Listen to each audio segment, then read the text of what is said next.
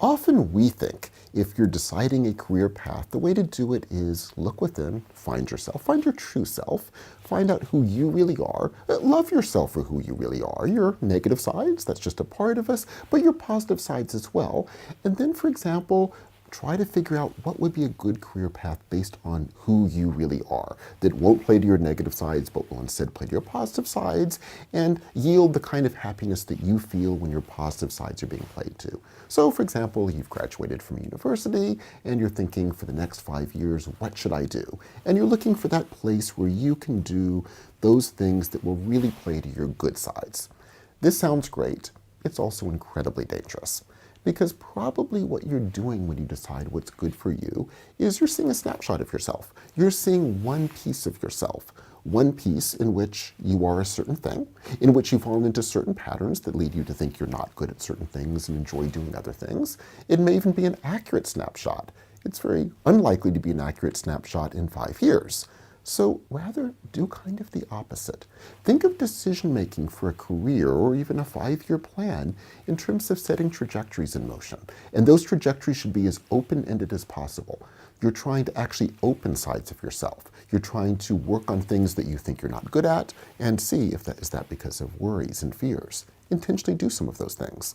Things that you think you're good at, great. But do things that kind of push your comfort zone, kind of push you out of what you think you're good at, to try to push you a bit. And you will find through those processes, you begin opening doors you otherwise would never have known existed. You begin seeing sides of yourself that you either didn't know exist or just have never really been developing. And then what you're doing over those 5 years is exploring yourself in all of your complexity, pushing yourself in places.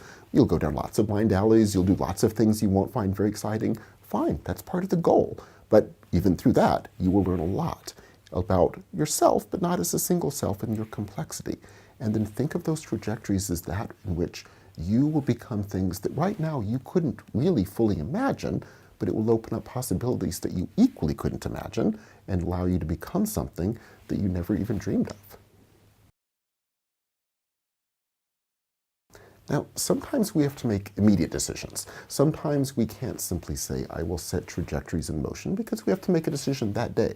So, I've seen a condominium. Do I buy that condominium today? Well, even here, keep a lot of these ideas in mind. Often we would tend to think, okay, I will make this decision based upon what really makes me happy. Is this the sort of condominium in which I would be happy? Very dangerous way to think. Think on the contrary that when you make such a decision, you're probably focusing on, again, a snapshot of yourself, a little piece of yourself. Think of yourself in more complex ways. Condominium's a place where you're likely to be living for quite a while. Is this a place you would like to grow in?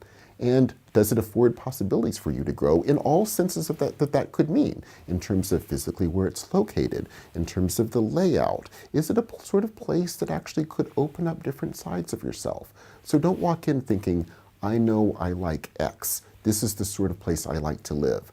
Go in trying to actually break against that and walk through thinking, okay, what would it be like to live in this room, trying to break down your common ways of thinking about the sorts of places you think you feel comfortable.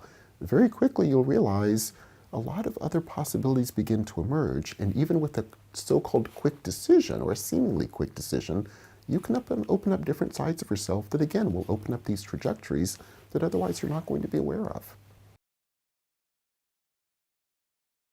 Yes, when we make decisions, oftentimes we think it's one of two things. So I will rationally try to think through the pros and cons of an issue, and then oftentimes after I've done that, I will go with my gut.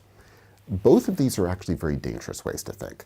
First of all, with the so-called rational thought process, it's usually not very rational.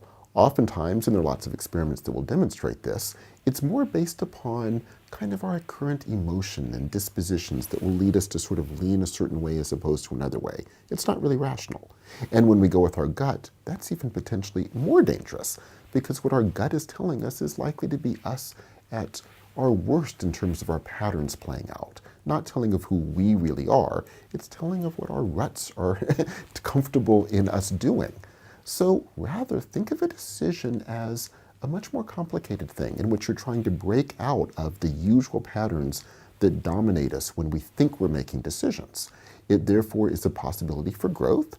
It's also a possibility for us to begin breaking down these patterns and ruts. If I tend to decide X on a regular basis, that may not be because X is good for me. It may be because I fall into a pattern where I think X is good for me.